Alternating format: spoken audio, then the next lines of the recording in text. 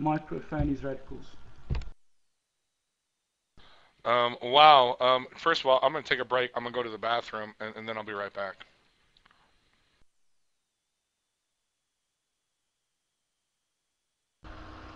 Assalamu alaikum. Welcome to the room, everyone. I suppose we can kind of skip that part in the recording, but I would like to say that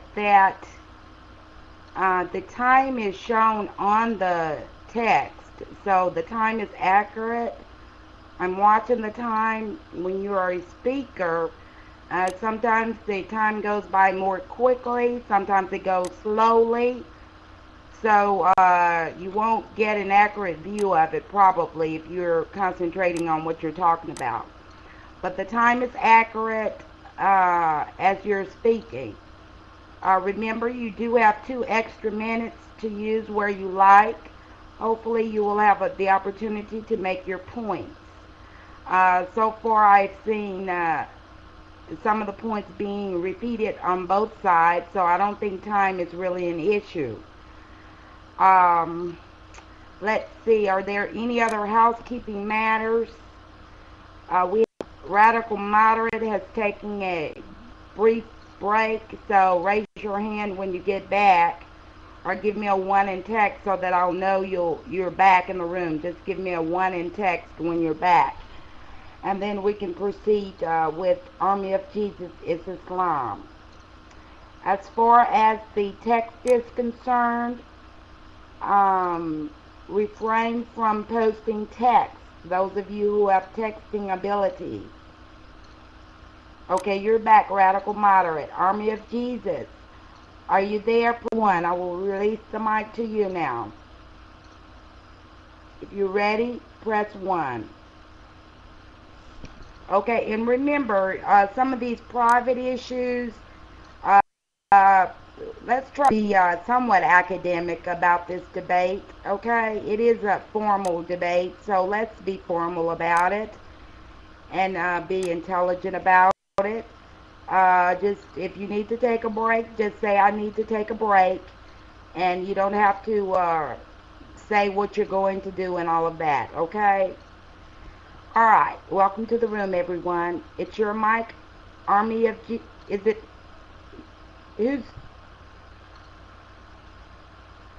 Okay, no, it's Radical Moderate's mic. Okay, I had to look back. It's your mic, Radical Moderate. Okay, so this is the cross-sec. You used up your first 2 minutes. I'm sorry you didn't ask me a question, but I do want to respond to what you said. First of all, I didn't say Allah means Akbar. I'm sorry, Allah means mouse. I said Akbar means mouse. So when you say Allah Akbar, you are calling Allah a mouse. I don't know what that has to do with taking a word in Turkish and putting it into the English language, sir. I am clearly demonstrating to you that you are taking a word in Hebrew, stripping of its original meaning, which is an adjective, not a noun, and much to say, not a proper noun. Okay?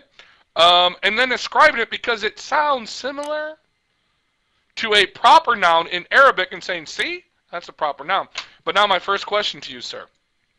Do you as a Muslim consider the Song of Songs or the Song of Solomon's to be, as you Muslims call it, Bible porn? Do you consider this to be biblical porn? Yes or no? Your mic, sir.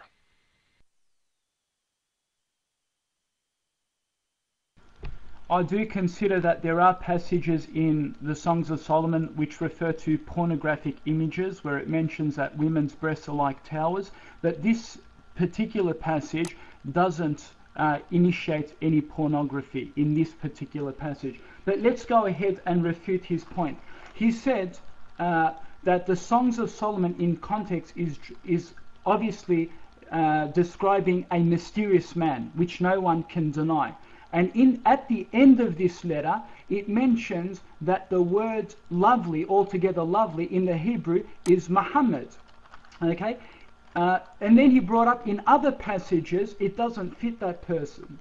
In all other passages, which is the Bible, I think there's about 12 other passages, the name or words Muhammad is used, but Christians argue in these passages it's clearly not referring to a man.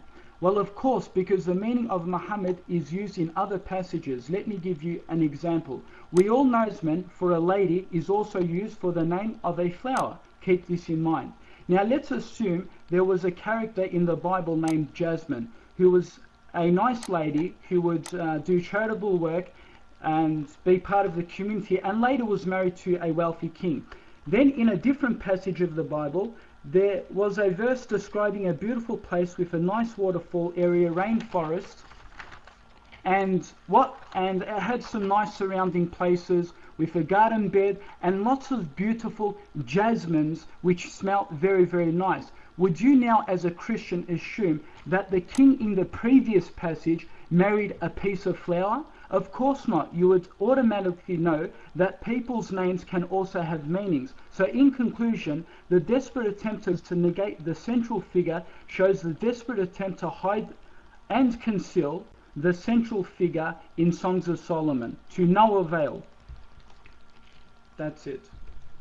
Time's up. 30 seconds to go. That's it. Oh, again, and my point, again, he never refuted how can Jesus be the Holy Spirit at the same time, right? Who is meant to be sent, and the Holy Spirit who is meant to be God is meant to speak from himself as God, but the verse says he will not speak from himself. So how does that make sense? If the Holy Spirit is God, then how can God not speak from himself? So that makes no sense. And again, he still didn't respond. How can the Holy Spirit be God and then God sends himself? I mean, Jesus said, another will be sent, someone else besides me and Jesus. Again, if he doesn't believe that the Holy Spirit is Jesus, then he's just denying the Trinity. Because I thought the Holy Spirit, Jesus, and the Father are one. So, again, he hasn't refuted none of my points, nor has he responded. Microphone free. Again, you apply to Unitarianism. I am not a Unitarianist. I seriously wish you would engage what I believe, and that is I am a monotheistic Trinitarian. I believe that God, one entity, is in three distinct persons.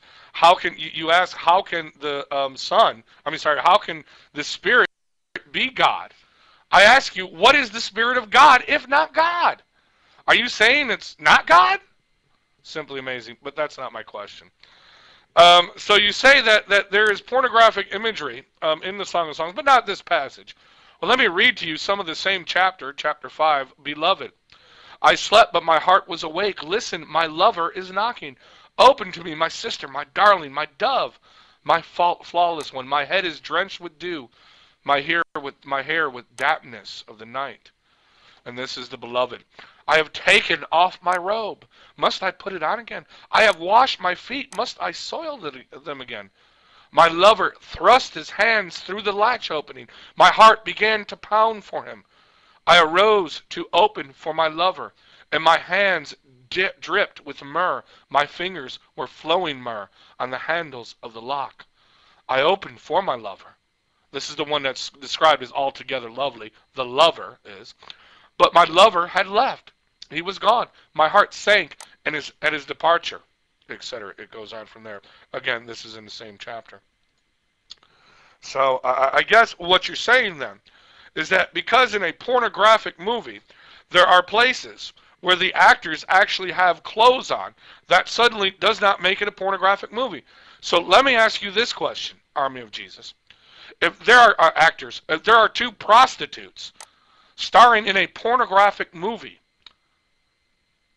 and they have their clothes on, does that make it not a pornographic movie? My time is up. Next on my... Actually, radical moderator, that's a silly argument. What actually makes a pornographic movie is the context, the action involved, not just merely two people sitting there. And he's insisting that Songs of Solomon is a pornographic book.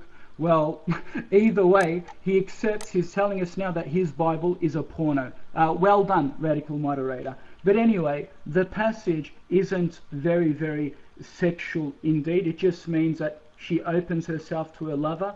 It isn't very, very discreet. You can actually give that passage to a 5-year-old, a 10-year-old, and I don't think he will get any arousal out of it. But if you open up Ezekiel 23, which mentions